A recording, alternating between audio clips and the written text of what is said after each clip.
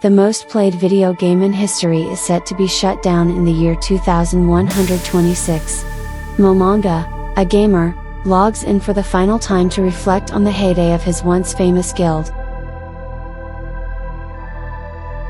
Ainz Ooal Gown resembles an overlord, a skeleton-like undead creature without skin or flesh. He typically dresses in an elegant, jet black academic gown with violet and golden trimmings. In the absence of clothing, his entire body is composed solely of his bones. He also has a dark crimson orb under his ribs that gives off a sinister vibe. In addition, his vacant eye sockets are glowing a kind of tiny dark crimson glow. But on occasion, that glow might greatly intensify, causing it to cause faint reddish flames to flicker in each of his two eyes. A dark halo-like object is also shining just behind Ainz's head. Ainz dons a full suit of jet black body armor with purple and golden insignia when he assumes the role of Momonga, the Dark Warrior. In addition, he sports a red cape as a sign of respect for his companion Touch-Me. A level 100 player could learn a maximum of 300 spells. However, Ainz memorized 718 distinct spells using his unique talent, Dark Wisdom. Once Ainz knew about them, even the spells he hadn't learnt could be used to read his opponent's strengths.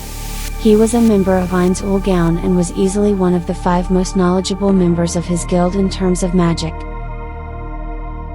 Ainz Ooal Gown was a PvP/per guild in Yggdrasil, proving he was skilled in fights and ambushes, which has allowed him to defeat people optimized for PvP numerous times even though his class and abilities are not ideal for PvP.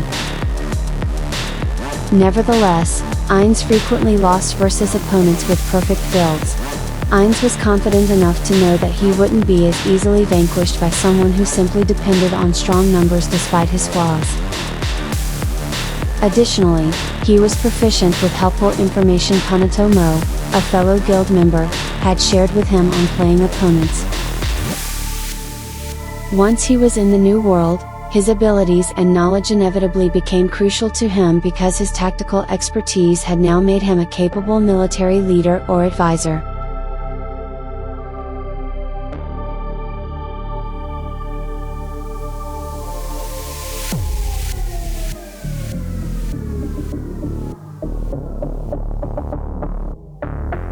This became clear when Nea Baraha and Gustav Montagne decided to seek out Ainz's advice after being truly shocked and impressed by his military prowess and abilities in guerrilla warfare and planning. He was able to help them, for instance, in their military struggle to retake the kingdom and conquered regions.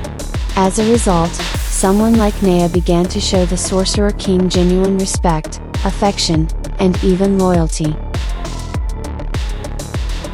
Even though Ainz is a cautious and frugal guy, he constantly tries to plan ahead and control details in advance to avoid any hasty acts that could risk Nazarick's life. This entails lying to the people of the New World by claiming that after using one of his super tier spells once, he won't be able to use it again for a long time. Ainz has noticed that he has become much more emotionless and calculating since being. He didn't have the slightest qualms about misleading or inciting his opponents, and he used every trick in the book to beat the odds. He finds delight in testing the limits of his abilities, brainwashing and killing individuals without remorse in the process.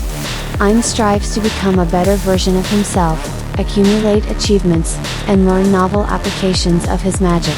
He leads his devoted followers with a certain amount of nobility because he is loyal to his buddies and the NPCs they have established. Since he is the head of the Great Tomb of Nazarick and the final supreme being to have remained with them even after their creators left them behind, it was so they could have a trustworthy supreme being to look up to and depend on.